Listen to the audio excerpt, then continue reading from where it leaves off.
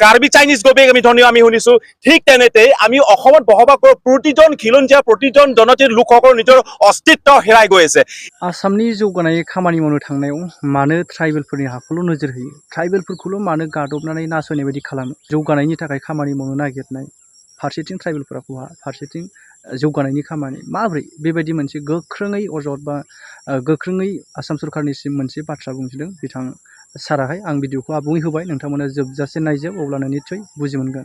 নিশ্চয় আপোনালোকে সকলোৱে দেখিছে যে অসমত হিন্দু খাত্ৰে মে হে খাত্ৰে মে বুলি কৈ কৈ আজি অসমত খিলঞ্জীয়া ভূমিপুত্ৰসকলে নিজৰ স্থান নিজৰ মাটি ভূমি নিজৰ অধিকাৰ ৰাজনৈতিক অধিকাৰ হেৰাই গৈ আছে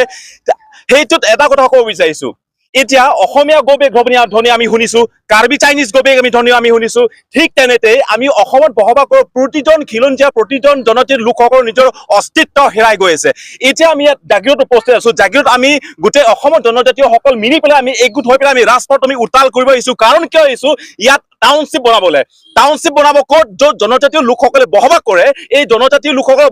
বহতি স্থান কৰা এই স্থানতে গোটেইখিনি উচ্ছেদ কৰি পেলাই তাৰ পৰা গোটেইখিনি ঘৰ ভাঙি মেলি গোটেইখিনি যিসকল 40-50 ইয়াৰ ভূমিপুত্ৰ যিসকলৰ তিৱাহে অসম আন্দোলনত পদত্যাগ কৰিছে যিটো তিৱাসকলে যিটো কাৰ্বিসকলে অসম আন্দোলনৰ সৰ্বোচ্চ ত্যাগ কৰি পেলাই নিজৰ প্ৰাণ আহুতি দিছে এই প্ৰাণ আহুতি দিয়াৰ কাৰণে অসম আন্দোলন স্বীকৃতি পোৱাত অসম চুক্তি স্বাক্ষৰ কৰা হৈছে কিন্তু এই তিৱাসকলক আজি ইয়াৰ পৰা আঁতৰাই দিয়া ইয়াত গোটেইখিনি খেদি পেলাই ইয়াত গোটেইখিনি উচ্ছেদ কৰি পেলাই ইয়াত টাউনশ্বিপ বনাব সেইটো লজ্জিত কথা আৰু এই অসম চৰকাৰ কোনো পাৰ্টিৰ চৰকাৰ নহয় কিয় অসম চৰকাৰে কোনে চৰকাৰ নহওক কিয় এইখিনি ক্ষেত্ৰত তেওঁলোকে অকণমান চিন্তা কৰিব লাগে আৰু দ্বিতীয়তে অসমত থকা মই সংগঠনক নাকওঁ কিন্তু অসমৰ অসমীয়া হিচাপে যিসকল আছে প্ৰতিজন অসমীয়া প্ৰতিজন খিলঞ্জীয়া ইয়াৰ ওপৰত এটা গুৰুত্ব দিয়াৰ প্ৰয়োজন এতিয়া যদি আমি চাওঁ ইয়াত এই চৰকাৰে কিবা এটা কৰিব গ'লে আমি সেইটো কৰা নাই উন্নয়ন বা উন্নতি আমাক লাগে ডেভেলপমেণ্ট ডেট ইজ এটা কণ্টিনিউছ এটা প্ৰচেছ কিন্তু অসম চৰকাৰে কিবা এটা কৰিব গ'লে কিবা এটা ডেভেলপমেণ্টেল ষ্টিল কৰিব লাগে ধৰি লওক ইয়াৰ পৰা আৰম্ভ কৰি পেলাই ইয়াত টাউনশ্বিপ বনাব